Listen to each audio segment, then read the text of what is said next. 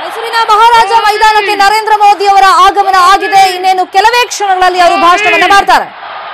ಮೋದಿ ಮತ್ತೊಮ್ಮೆ ಮತ್ತೊಮ್ಮೆ ಮತ್ತೊಮ್ಮೆ ಭಾರತ್ ಮಾತಾ ಕಿ ಮೋದಿ ಮೋದಿ.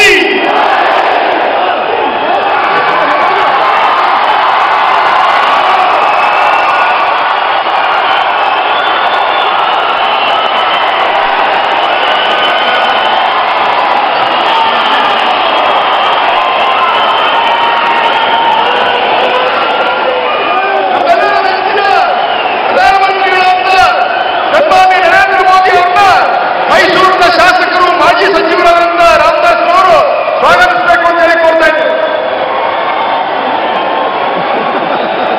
ಭಾರತ್ ಮಾತಾ ಕಿ ಭಾರತ್ ಮಾತಾ ಕಿ ನರೇಂದ್ರ ಮೋದಿ जी की चौकीदार नरेंद्र मोदी जी की चौकीदार नरेंद्र मोदी जी की. ಎಲ್ಲ ಬಂಧುಗಳಿಗೆ ಸಂಜೆಯ ವಂದನೆಗಳನ್ನು ಸಲ್ಲಿಸ್ತಾ ಇವತ್ತು ಮೈಸೂರಿನ ಸೌಭಾಗ್ಯ ನಮ್ಮೆಲ್ಲರ ನೆಚ್ಚಿನ ಚೌಕಿದಾರ್ ಮೈಸೂರನ್ನ ಪ್ರೀತಿಸುವಂತಹ ಇಡೀ ಮೈಸೂರಿನ ಜನ ಪ್ರೀತಿಯಿಂದ ತಮ್ಮ ಮನೆಯ ಮಗ ಅಂತ ಸ್ವೀಕಾರ ಮಾಡಿರುವಂತಹ ಇವತ್ತು ಬರುವಾಗ ಮಳೆಯನ್ನ ತೆಗೆದುಕೊಂಡು ಬಂದ್ರು. ಬರಗಾಲದ ಸಂದರ್ಭದಲ್ಲಿ ಮೈಸೂರಿಗೆ ಬರುವಾಗ ಮಳೆಯನ್ನ ತೆಗೆದುಕೊಂಡು ಬಂದಿರುವಂತಹ ಭಗೀರಥ ಇವತ್ತು ಮೈಸೂರಿಗೆ ಬಂದಿದ್ದಾರೆ. ಬಂಧುಗಳೇ, ಅಭಿವೃದ್ಧಿ ಅಭಿವೃದ್ಧಿ ಅಭಿವೃದ್ಧಿ ಅಭಿವೃದ್ಧಿಯ ರೂವಾರಿಯಾಗಿ ಅಭಿವೃದ್ಧಿಯ ಪ್ರತಿಕಾರರಾಗಿ ಇವತ್ತು ನಮ್ಮನ್ನ ಸ್ವಾಗತ ಮಾಡಲಿಕ್ಕೋಸ್ಕರವಾಗಿ ಸಾವಿರ ಸಾವಿರ ಯೋಜನೆಗಳ ಸರದಾರರಾಗಿ ಇವತ್ತೆಲ್ಲ ಇಲ್ಲಿ ಬಂದಿದ್ದಾರೆ. ಬಂಧುಗಳೇ, ಇವತ್ತು ನಿಮ್ಮ ಯೋಜನೆ ತ್ರಿಪಲ್ ತಲಾಕ್ ನಿಮ್ಮ ಯೋಜನೆಯನ್ನ ಸ್ವಾಗತ ಮಾಡ್ತಾ ಸುಮಾರು 500 ಜನ ಮುಸ್ಲಿಂ ಮಹಿಳೆಯರು ಬುರ್ಕಾನ ಸಮೇತವಾಗಿ ಇಲ್ಲಿ ಬಂದಿದ್ದಾರೆ. ಹಾಗೆ ನಿಮ್ಮ ಯೋಜನೆಗಳನ್ನ ಸಮಾಜದ ಮುಂದೆ ಕೊಡುವಂತಹ ಕಾರ್ಯಕ್ಕೆ ಬಂದಿರುವಂತಹ ನಮ್ಮೆಲ್ಲರ ನೆಚ್ಚಿನ ಪ್ರಧಾನಮಂತ್ರಿ ನರೇಂದ್ರ ಮೋದಿ ಅವರಿಗೆ ಸ್ವಾಗತವನ್ನ ಕೋರ್ತಾ ಇದ್ದೇವೆ. ಭಾರತ್ ಮಾತಾ ಕಿ.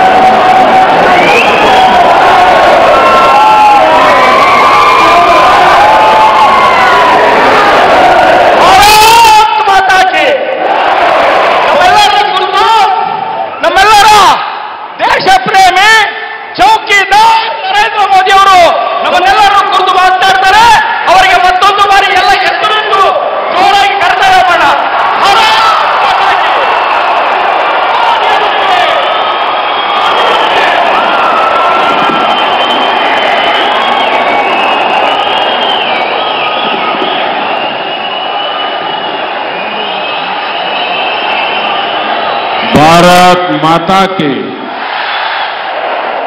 भारत माता की. मैसूरू चामराजनगर मंड्य हासन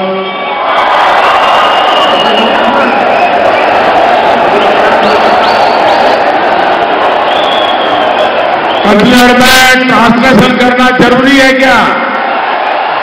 हिंदी चलेगा?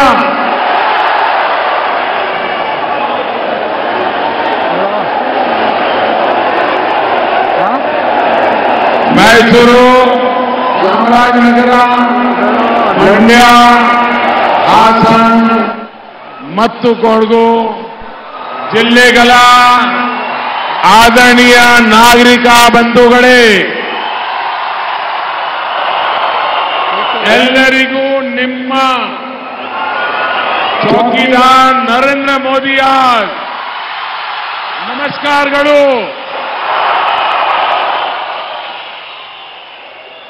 मंच पर विराजमान भारतीय जनता पार्टी के सभी वरिष्ठ नेतागण, यहां के पूर्व मुख्यमंत्री, पूर्व विदेश मंत्री भारत के, हम सबके वरिष्ठ नेता श्रीमान एस.एम. कृष्णा जी, पार्टी के प्रदेश अध्यक्ष श्रीमान येदियुरप्पा जी, विशाल संख्या में उपस्थित मंच पर विराजमान सभी नेतागण, सभी उम्मीदवार और दूर तक मैं देख रहा हूं लोग ही लोग नजर आ रहे हैं। मैसूर में पहले भी आया हूं, लेकिन ऐसा नजारा पहली बार देख रहा हूं।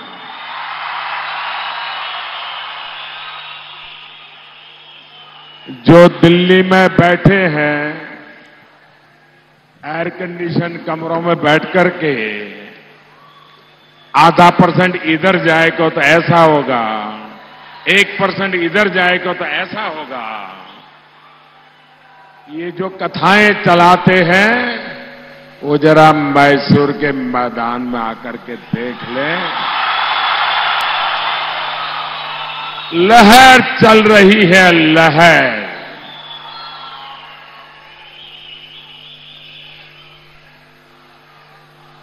भाइयों बहनों,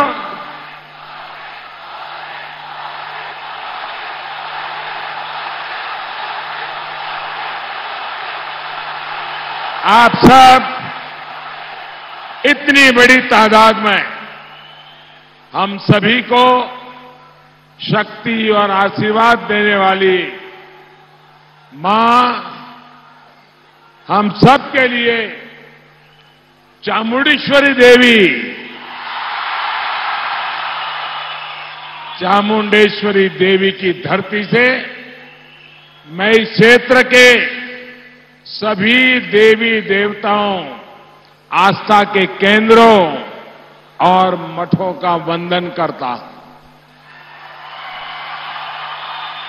मैसूर के सामान्य जीवन परिवर्तन लाने वाले वडियार राजघराने और सर एम विश्वेश्वरैया जैसे मनुष्यों को भी मैं नमन करता हूं। भाइयों बहनों, मैं आज लातूर से प्रारंभ किया, चित्रदुर्ग होकर के आया, लेकिन मैं देख रहा था कि गर्मी और चुनाव की गर्मी दोनों के बावजूद भी आपके उत्साह उमंग में कोई फर्क नहीं हो रहा है। आप आशीर्वाद देने के लिए आए हैं, मैं आपका आभारी हूं।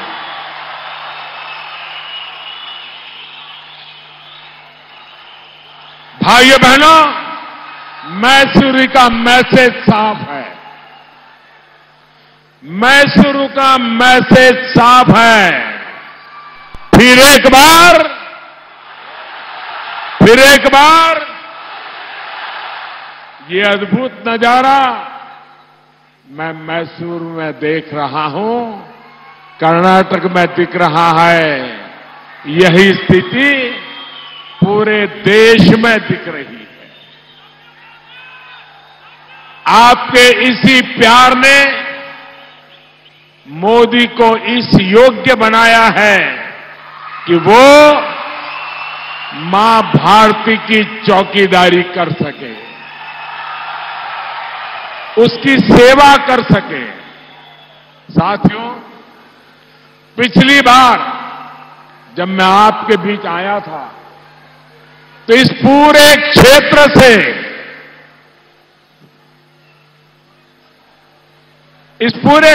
से जुड़े अनेक विकास प्रोजेक्ट्स का लोकार्पण और शिलान्यास किया था। बीते 5 वर्ष से आपके इस सेवक ने सबका साथ सबका विकास के मूल मंत्र पर चलने का प्रयास किया है। स्वच्छ भारत के अभियान से लेकर कनेक्टिविटी तक हमारे प्रयासों का बहुत बड़ा लाभ मैसूरू को, इस पूरे क्षेत्र को हुआ है। मैसूरू बेंगलुरु हाईवे पूरा होने के बाद इस पूरे क्षेत्र का विकास और तेज गति से होगा। उड़ान योजना के तहत बढ़ती हुई फ्लाइट्स का भी लाभ आप सभी भरपूर ले रहे हैं। देश का पहला पोस्ट ऑफिस पासपोर्ट केंद्र भी इसी मैसूर में खुला। मुझे बताया गया है कि इस पासपोर्ट केंद्र से आप लोगों को काफी सुविधा हुई है।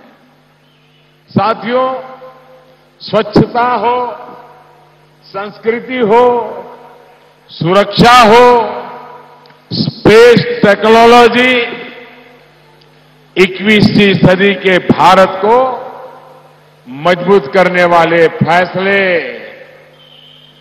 अगर ये चौकीदार कर पाया है तो इसके पीछे आपका साथ है, आपका सहयोग है, आपका भरोसा है। इसी विश्वास को और मजबूती देने के लिए मैं आज फिर एक बार आपके बीच आया हूं। भाइयों और बहनों, गांव हो, गरीब हो, मध्यम वर्ग हो, दलित हो, वनवासी हो, पिछड़ा हो, वंचित हो, हर क्षेत्र, हर वर्ग को साथ लेकर विकास करना, यही हमारा मंत्र रहा है।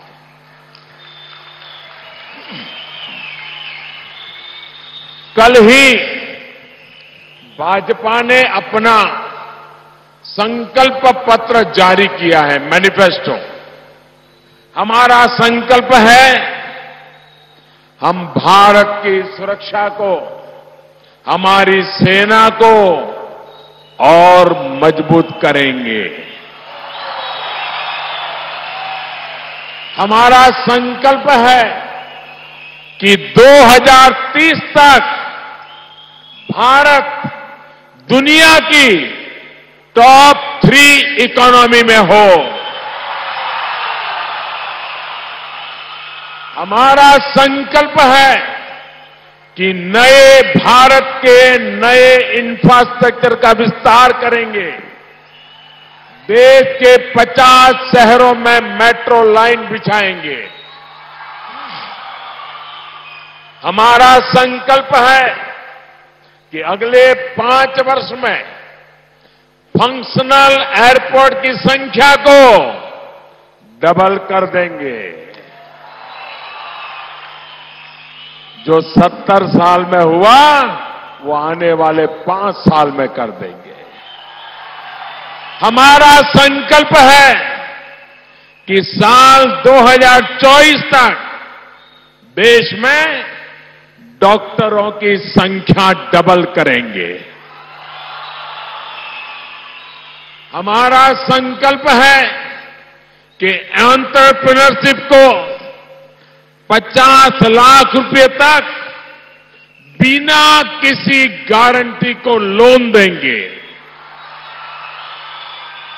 साथियों, एक तरफ हमारा ये संकल्प पत्र और दूसरी तरफ कांग्रेस का ढकोसला पत्र। अगर आप दोनों मैनिफेस्टो देखेंगे तो नीति और नियत दोनों में कितना अंतर है वो हर इंसान समझ पाएगा। जिस पार्टी का विजन और एजेंडा सिर्फ और सिर्फ मोदी को हटाने का हो, वो सामान्य मानवी के हित का कैसे सोच सकते हैं? आपने उनके सारे कार्यक्रम देखे होंगे, सारे भाषण देखे होंगे। ये महामिलावट के सब साथियों को सुना होगा एक ही बात, मोदी हटाओ, मोदी हटाओ, मोदी हटाओ, मोदी हटाओ, मोदी हटाओ, मोदी हटाओ। यही कर रहे हैं ना? ये मोदी हटाओ ही कर रहे हैं ना? और आप लोग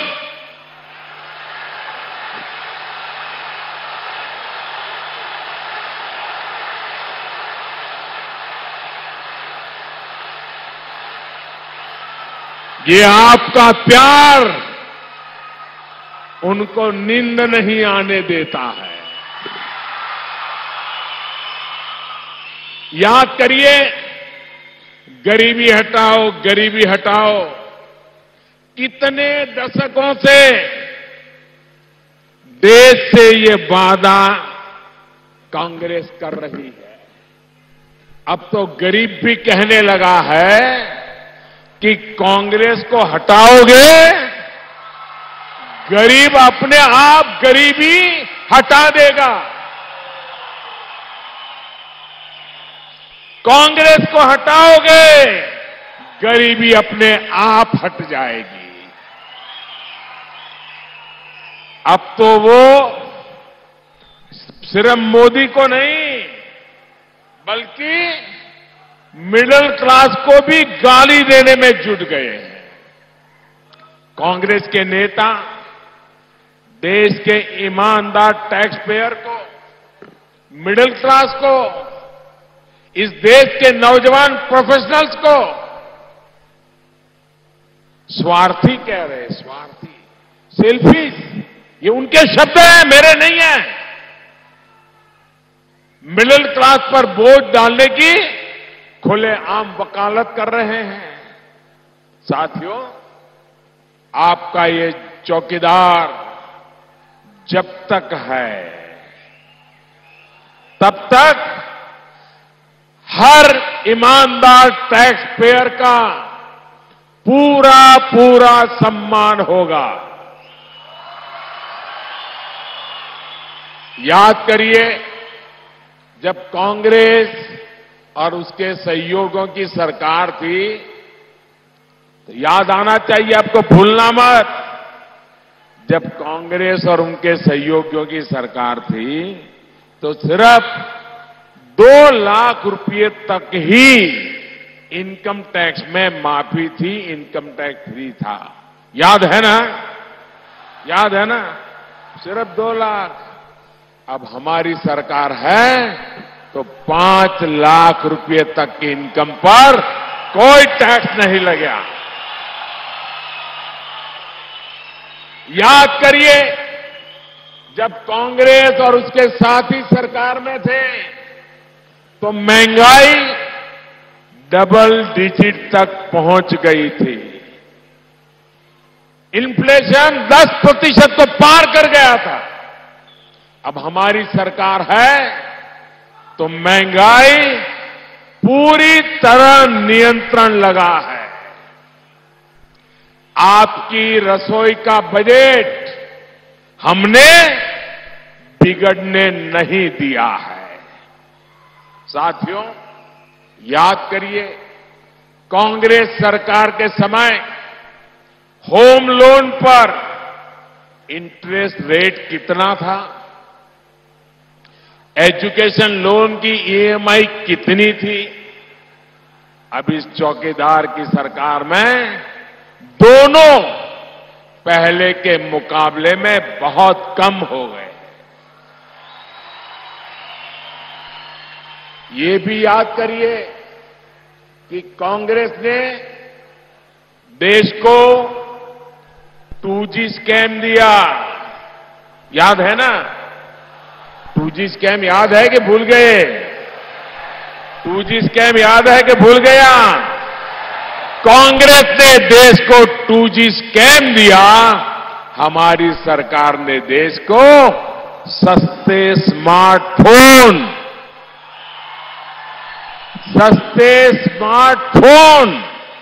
और दुनिया का सबसे सस्ता डेटा दिया है।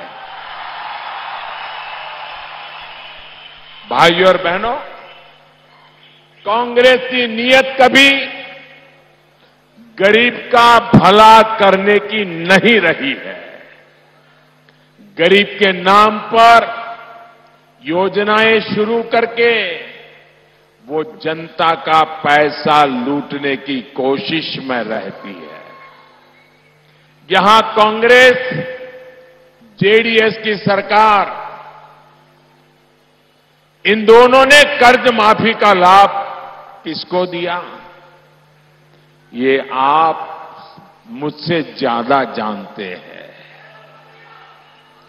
आज पूरा देश देख रहा है कि कैसे कांग्रेस ने कर्नाटक के किसानों को धोखा दिया। उन्हें कर्ज माफी के नाम पर बैंक और कोर्ट के नोटिस थमा दिए गए। इतना ही नहीं, जब हम किसानों की मदद करने की कोशिश कर रहे हैं तो कर्नाटक सरकार उसमें भी रोड़े अटका रही है। भाइयों और बहनों, आप हैरान रह जाएंगे, देश भर में 3 करोड़ से अधिक किसान परिवारों को पीएम किसान योजना की पहली किस्त और 1.5 करोड़ किसानों को दूसरी किस्त भी पहुंच चुकी है। लेकिन कर्नाटक सरकार यहां के किसानों का भला नहीं चाहती। वो राज्य के किसानों की पूरी लिस्ट, पूरी जानकारी भारत सरकार को देने में आनाकानी कर रही है। आज देंगे, कल देंगे, दिन बीत रहे हैं, किसानों की सूची देने में डर लगता है उनको। भाइयों और बहनों, मुझे ये भी एहसास है कि कोडागु के स्थितियों को बाढ़ से मुश्किल झेलनी पड़ती है। हमारे जनजातीय परिवार को भी समस्याएं हैं। इन सभी समस्याओं को दूर करने का गंभीरतापूर्वक उसे दूर करने का प्रयास किया जाएगा। साथियों, कांग्रेस का सरकार चलाने का जो मॉडल है, अपने सहयोग के साथ व्यवहार का जो मॉडल है, वो कर्नाटक में नंगा नाच कर रहा है, खुला दिखाई दे रहा है। कांग्रेस के नेताओं ने यहां के मुख्यमंत्री को किस तरह से पंचिंग बैग बनाकर रखा है, कैसे ब्लैकमेलिंग की राजनीति यहां चल रही है, ये भी पूरा देश देख रहा है। बहनों और भाइयों, ये फैमिली फर्स्ट की राजनीति है, वंशवाद की राजनीति है, भ्रष्टाचार की राजनीति है, जिसकी वजह से कांग्रेस और उसके सहयोगियों के प्रति देश में जबरदस्त गुस्सा है। यहां तक कि कांग्रेस के अध्यक्ष नामदार की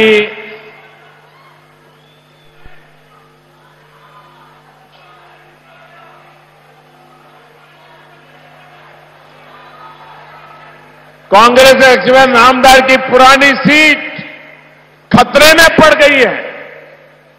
पार्टी का हाल क्या होगा अगर उनके नेता का हाल ऐसा है?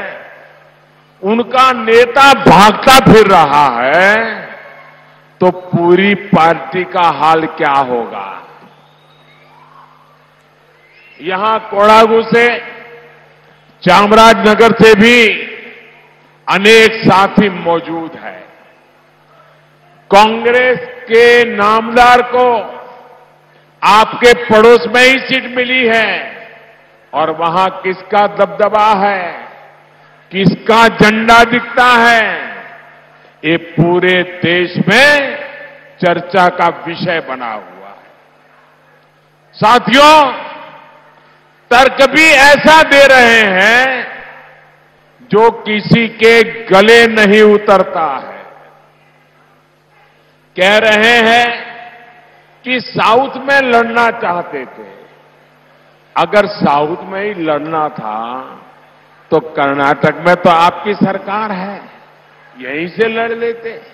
अरे मैसूरू से लड़ लेते, चामराजनगर से लड़ लेते, अरे कहीं से भी लड़ लेते। लेकिन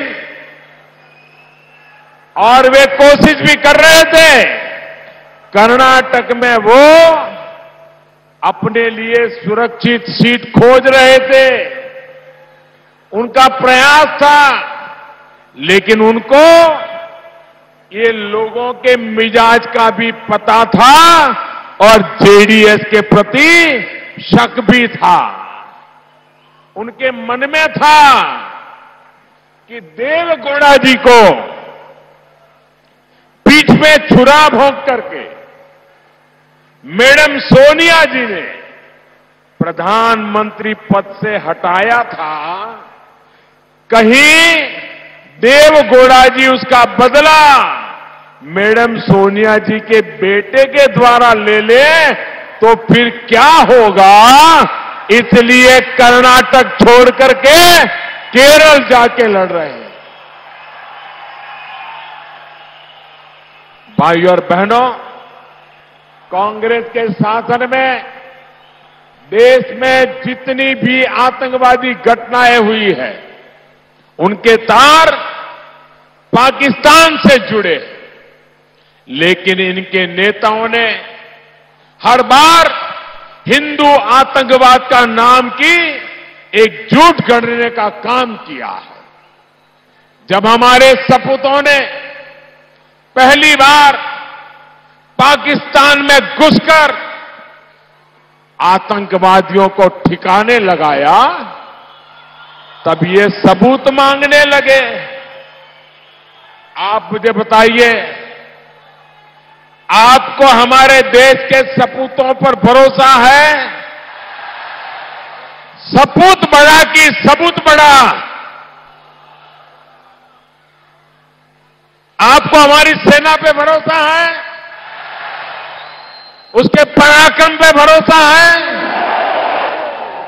जम्मू कश्मीर पर इनके विचार पाकिस्तान के विचारों से मेल खा रहे हैं। ये सब कुछ सिर्फ इसलिए क्योंकि वोट बैंक की सियासत करनी है, तुष्टीकरण की राजनीति करनी है। साथियों, मैसूरू भारत के समृद्ध कल्चर का प्रतीक है। मैसूरू हमारी आस्था, हमारे दर्शन का मजबूत हिस्सा है। हमारी आस्था, हमारे दर्शन का एक और महान प्रतिबिंब है। हमारा तीर्थस्थल सबरीमाला।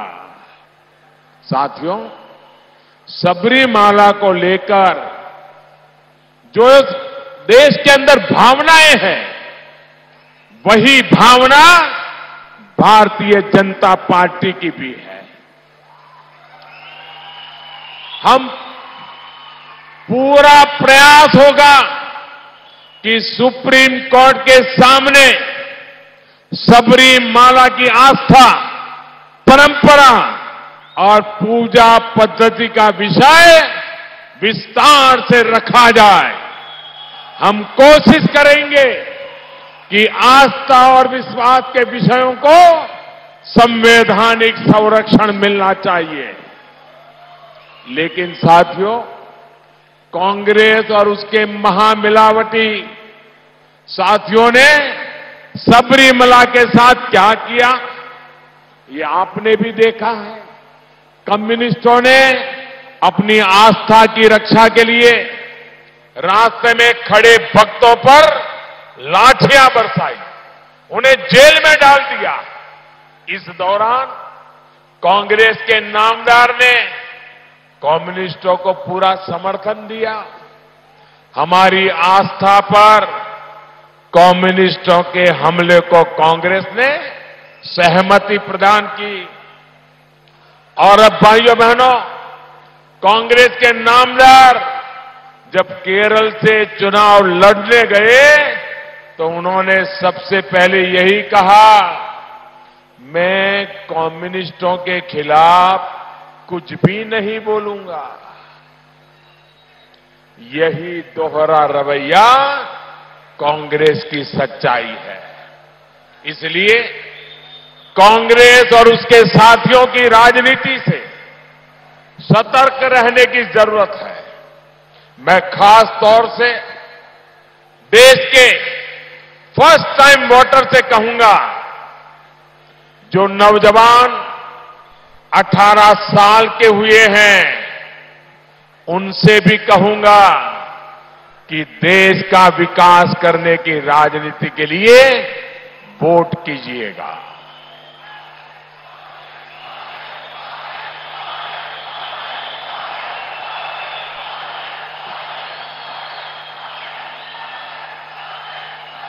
पहली बार वोट देने वाले मेरे नौजवान साथियों, आपका एक वोट देश में पूर्ण बहुमत की सरकार बनाएगा। आपका एक वोट देश में और अधिक मजबूत सरकार बनाएगा। आपका एक वोट देश को 21वीं सदी में नई ऊंचाइयों पर ले जाएगा। भाइयों और बहनों, आपका पहला वोट बहुत ही ऐतिहासिक है। इसका उचित इस्तेमाल किया जाना बहुत जरूरी है। भाइयों और बहनों, इस क्षेत्र ने कर्नाटका के लिए, देश के लिए बड़े नेतृत्व दिए हैं। जो काम अमरीश जी ने किया है, वो भी आज लोगों के दिलों में है। सुमनलता जी के साथ मिलकर उन्होंने कन्नड़ा भाषा और संस्कृति की जो सेवा की है, वह सराहनीय है। हम इन प्रयासों को और सशक्त करें, इसके लिए हमारे सभी साथियों को आप आशीर्वाद देंगे, ये मेरा विश्वास है।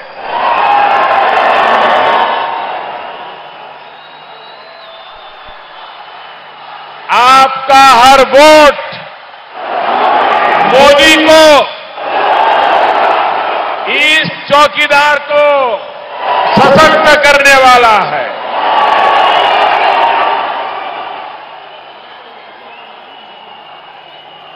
भाइयों बहनों, ये चौकीदार जो कदम उठा रहा है, उससे आप सहमत हैं? उससे आप सहमत हैं?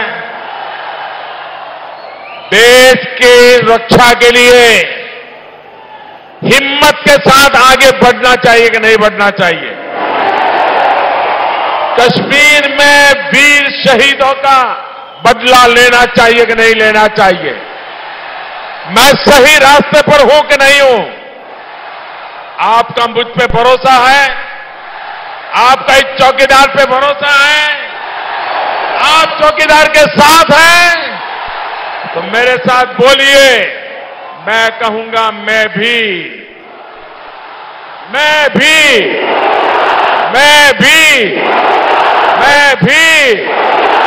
हल्ली हल्ली यू ನಗರ ನಗರ ಎಲ್ಲವೂ ಮಕ್ಕಳು ಎಲ್ಲರೂ ಹರಿಯೂರು ಕೂಡ ತಾಯಿ ಅಕ್ಕ ತಂಗಿ ಮನೆ ಮನೆಯಲ್ಲಿ ಹಲ್ವಾ ಭೂಮಿಯಲ್ಲೂ ಪಾಕ್ನಲ್ಲೂ ದೇಶದ ಹೊರಗಡೆ ದೇಶದ ಗಡಿಯಲ್ಲೂ ಡಾಕ್ಟರ್ ಇಂಜಿನಿಯರ್ ಕೂಡ ಶಿಕ್ಷಕ ಪ್ರೊಫೆಸರ್ ಕೂಡ ರೈಟರ್ ಜರ್ನಲಿಸ್ಟ್ ಕೂಡ ಕಲೆಗಾರರು ಕೂಡ ರೈತ ಕಾರ್ಮಿಕ ಕೂಡ ವ್ಯಾಪಾರಿ ಕೂಡ ವಕೀಲರು ಕೂಡ ವಿದ್ಯಾರ್ಥಿ ಕೂಡ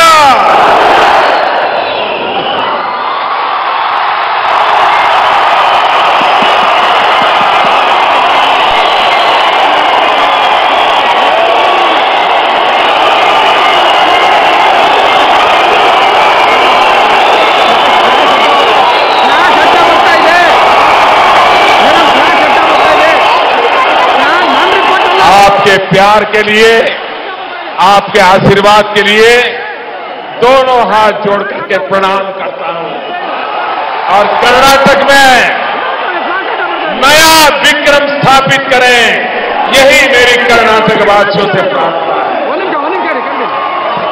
आपका बहुत बहुत धन्यवाद। मेरे साथ बोले भारत माता की, भारत माता की, भारत माता की।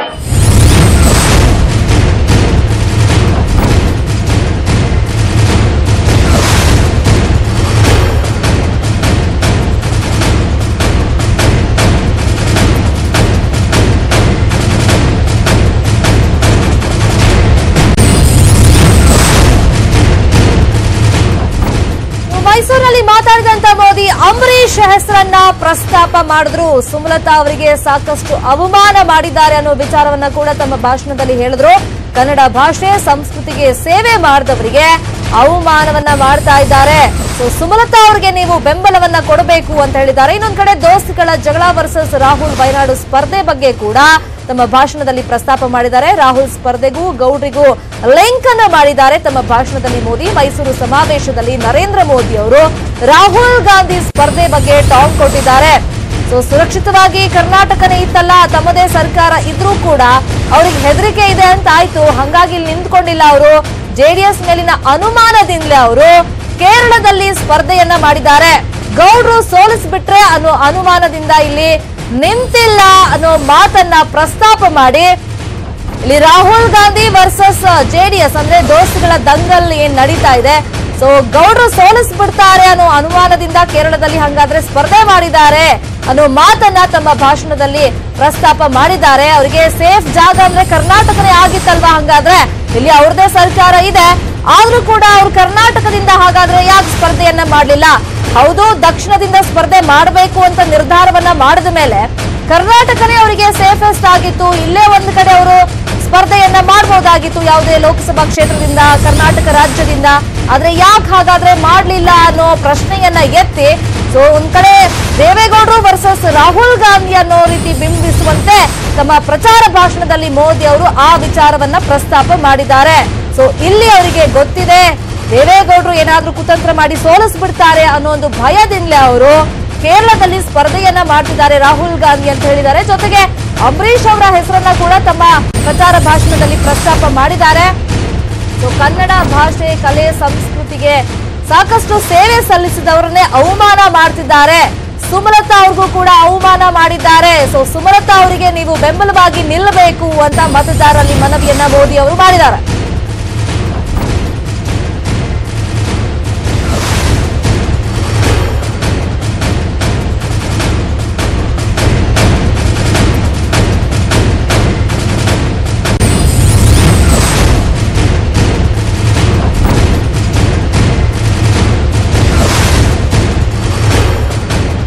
ಮೈಸೂರಿನ ಸಮಾವೇಶದಲ್ಲಿ ಪ್ರಚಾರ ಭಾಷಣದಲ್ಲಿ ಮೋದಿ ಅವರು ಎರಡು ಪ್ರಮುಖ ವಿಚಾರಗಳನ್ನ ಪ್ರಸ್ತಾಪ ಮಾಡಿದ್ದಾರೆ. ಒಂದು ದೋಸ್ತಿಗಳ ಜಗಳ ವರ್ಸಸ್ ರಾಹುಲ್ ವಯನಾಡು ಸ್ಪರ್ಧೆ, ಇನ್ನೊಂದು ಅಂಬರೀಶ್ ಅವರ ಹೆಸರನ್ನ ಪ್ರಸ್ತಾಪ ಮಾಡ್ತಾರೆ ಅನ್ನೋ ನಿರೀಕ್ಷೆ ಇತ್ತು. ಅದರಂತೆ ಅಂಬರೀಶ್ ಅವರ ಹೆಸರನ್ನ ಪ್ರಸ್ತಾಪ ಮಾಡಿದ್ರು. ಸುಮಲತಾ ಅವರ ಹೆಸರನ್ನು ಕೂಡ ಪ್ರಸ್ತಾಪ ಮಾಡಿ ಅವರಿಗೆ ನೀವು ಸಪೋರ್ಟ್ ಮಾಡಬೇಕು, ಸಾಕಷ್ಟು ಅವಮಾನಗಳ ಆಗ್ತಾ ಇದೆ, ಈಗೇನು ವಾಗ್ದಾಳಿಗಳೆಲ್ಲ ಆಗ್ತಾ ಇದೆ, ಸೊ ಈ ಮುಖಾಂತರವಾಗಿ ಅವಮಾನ ಮಾಡಿದ್ದಾರೆ, ನೀವು ಅವರಿಗೆ ಬೆಂಬಲವಾಗಿ ನಿಲ್ಲಬೇಕು, ನೀವು ಮತದಾನವನ್ನ ಅವರಿಗೆ ಮಾಡಬೇಕು ಅಂತ ಪ್ರಚಾರ ಭಾಷಣದಲ್ಲಿ ಪ್ರಸ್ತಾಪ ಮಾಡಿದ್ರು. ಅದ್ರ ಜೊತೆಗೆ ಒಂದು ಕಡೆ ರಾಹುಲ್ ಗಾಂಧಿ ಸ್ಪರ್ಧೆಗೂ ಗೌಡ್ರಿಗೂ ಲಿಂಕ್ ಅನ್ನ ಮಾಡಿ ತಮ್ಮ ಪ್ರಚಾರ ಭಾಷಣದಲ್ಲಿ ಮೋದಿ ಅವರು ಮಾತಾಡಿದ್ದಾರೆ. कर्नाटक में वो अपने लिए सुरक्षित सीट खोज रहे थे, उनका प्रयास था, लेकिन उनको ये लोगों के मिजाज का भी पता था और जेडीएस के प्रति शक भी था. उनके मन में था कि देवगौड़ा जी को पीठ में छुरा भोंक करके मैडम सोनिया जी ने प्रधानमंत्री पद से हटाया था. कहीं देवगौड़ा जी उसका बदला मैडम सोनिया जी के बेटे के द्वारा ले ले तो फिर क्या होगा, इसलिए कर्नाटक छोड़ करके केरल जाके लड़ रहे हैं. देश के लिए बड़े नेतृत्व दिए हैं. जो काम अम्बरीश जी ने किया है वो भी आज लोगों के दिलों में है. सुमलता जी के साथ मिलकर उन्होंने कन्नड़ा भाषा और संस्कृति की जो सेवा की है वह सराहनीय है. हम इन प्रयासों को और सशक्त करें, इसके लिए हमारे सभी साथियों को आप आशीर्वाद देंगे, ये मेरा विश्वास है. देश के लिए बड़े नेतृत्व दिए हैं. जो काम अम्बरीश जी ने किया है वो भी आज लोगों के दिलों में है. सुमलता जी के साथ मिलकर उन्होंने कन्नड़ा भाषा और संस्कृति की जो सेवा की है वह सराहनीय है. हम इन प्रयासों को और सशक्त करें, इसके लिए हमारे सभी साथियों को आप आशीर्वाद देंगे, ये मेरा विश्वास है. ಸೊ ಇದು ಪ್ರಚಾರ ಭಾಷಣದಲ್ಲಿ ಎರಡು ಪ್ರಮುಖ ವಿಚಾರ. ಒಂದು ರಾಹುಲ್ ಗಾಂಧಿ ಕೇರಳದಿಂದ ಸ್ಪರ್ಧೆ ಮಾಡ್ತಿರೋದು, ಇನ್ನೊಂದು ಕಡೆ ಅಂಬರೀಶ್ ಅವರ ಸೇವೆ ಎಂಥದ್ದು, ಯಾವ ರೀತಿ ಅವಮಾನ ಆಗ್ತಾ ಇದೆ, ಸುಮಲತಾ ಅವರಿಗೆ ನೀವು ಬೆಂಬಲವಾಗಿ ನಿಲ್ಲಬೇಕು, ಬೆಂಬಲಿಸಬೇಕು, ಅವರಿಗೆ ಮತವನ್ನ ನೀಡಬೇಕು ಅನ್ನೋ ಮಾತನ್ನ ಪ್ರಸ್ತಾಪ ಮಾಡಿದ್ದಾರೆ. ಇದರ ಹೊರತಾಗಿ ಕೂಡ ಸಾಕಷ್ಟು ವಿಚಾರಗಳನ್ನ ನರೇಂದ್ರ ಮೋದಿ ಅವರು ಮೈಸೂರಲ್ಲೂ ಕೂಡ ಪ್ರಸ್ತಾಪ ಮಾಡಿದ್ದಾರೆ. ಅದು ಬಿಜೆಪಿಯ ಪ್ರಣಾಳಿಕೆ ಬಗ್ಗೆ ಇರಬಹುದು, 70 ವರ್ಷದಲ್ಲಿ ಕಾಂಗ್ರೆಸ್ ಅವರು ಏನೆಲ್ಲ ಮಾಡಕ್ಕೆ ಸಾಧ್ಯವಾಗ್ಲಿಲ್ವೋ 5 ವರ್ಷಗಳಲ್ಲಿ ನಾವು ಬಹಳ ವೇಗವಾಗಿ ಅದನ್ನೆಲ್ಲ ಮಾಡಬೇಕು ಅಂತ ನಿರ್ಧಾರವನ್ನ ಮಾಡ್ಕೊಂಡಿದ್ದೀವಿ. ನಮ್ಗೆ ಮತ್ತೊಮ್ಮೆ ನೀವು ಅವಕಾಶವನ್ನ ಮಾಡಿಕೊಡ್ಬೇಕು, ನಿಮ್ಮ ಪ್ರತಿಯೊಂದು ಓಟು ಮೋದಿಗೆ ಬೀಳುತ್ತೆ ಅನ್ನೋ ಮಾತನ್ನ ಹೇಳಿದ್ದಾರೆ. ಅದ್ರ ಜೊತೆಗೆ ಕಾಂಗ್ರೆಸ್ ಪ್ರಣಾಳಿಕೆ ಬಗ್ಗೆ ಕೂಡ ಇಲ್ಲಿ ಪ್ರಸ್ತಾಪವನ್ನ ಮಾಡಿ ಟೀಕಾ ಪ್ರಹಾರವನ್ನ ಮೋದಿ ಅವರು ಮಾಡಿದ್ದಾರೆ. ಇನ್ನು ಎಜುಕೇಶನ್ ಲೋನ್ ನಲ್ಲಿ ಏನೆಲ್ಲ ಬದಲಾವಣೆಗಳನ್ನ ಮಾಡಿದೀವಿ, ವಿದ್ಯಾರ್ಥಿಗಳಿಗೆ ಯಾವ ರೀತಿ ಅದು ಸಹಕಾರಿಯಾಗಿದೆ ಅದ್ರ ಬಗ್ಗೆನೂ ಮಾತಾಡಿದ್ದಾರೆ. ಇನ್ನು ಕಾಂಗ್ರೆಸ್ ಮೇಲೆ ಏನೆಲ್ಲ ಆರೋಪಗಳಿದೆ, ಅದು 2G ಸ್ಪೆಕ್ಟ್ರಮ್ ಇರ್ಬೋದು, ಜೊತೆಗೆ 2G ಹಗರಣದ ಬಗ್ಗೆ ಏನು ಆರೋಪ ಇದೆ ಅದ್ರ ಬಗ್ಗೆ ಕೂಡ ಪ್ರಸ್ತಾಪವನ್ನ ಮಾಡಿದ್ದಾರೆ. ದೋಸ್ತಿ ಸರ್ಕಾರ ಯಾವ ರೀತಿಯಾಗಿ ಸದ್ಯಕ್ಕೆ ಕರ್ನಾಟಕ ರಾಜ್ಯದಲ್ಲಿದೆ, ಸೊ ಅವರವ್ರ ಮಧ್ಯೆ ಏನೆಲ್ಲ ಜಗಳಗಳಾಗ್ತಾ ಇದೆ ಅದ್ರ ಬಗ್ಗೆ ಕೂಡ ಪ್ರಸ್ತಾಪ ಮಾಡಿದ್ದಾರೆ. ಇನ್ನು ಸಾಲ ಮಾಡಿದಂತ ರೈತರಿಗೆ ನೋಟಿಸ್ ಅನ್ನ ಕೊಡ್ತಾ ಇದ್ದಾರೆ, ಸಾಲ ಮನ್ನಾ ಅಂತ ಹೇಳ್ತಾರೆ, ಆದ್ರೆ ವಾರೆಂಟ್ ಅನ್ನ ಇಶ್ಯೂ ಮಾಡಿ ಮನೆ ಬಾಗಿಲಿಗೆ ಆ ಲೆಟರ್ ಅನ್ನ ಕಳಿಸ್ಕೊಡ್ತಿದ್ದಾರೆ. ರೈತರಿಗೆ ಮೋಸ ಮಾಡ್ತಿದ್ದಾರೆ, ಈ ದೋಸ್ತಿ ಸರ್ಕಾರ ಮೋಸ ಮಾಡ್ತಿದೆ ಅನ್ನೋ ವಿಚಾರವನ್ನ ಕೂಡ ಮೋದಿ ಅವರು ತಮ್ಮ ಭಾಷಣದಲ್ಲಿ ಪ್ರಸ್ತಾಪ ಮಾಡಿದ್ದಾರೆ.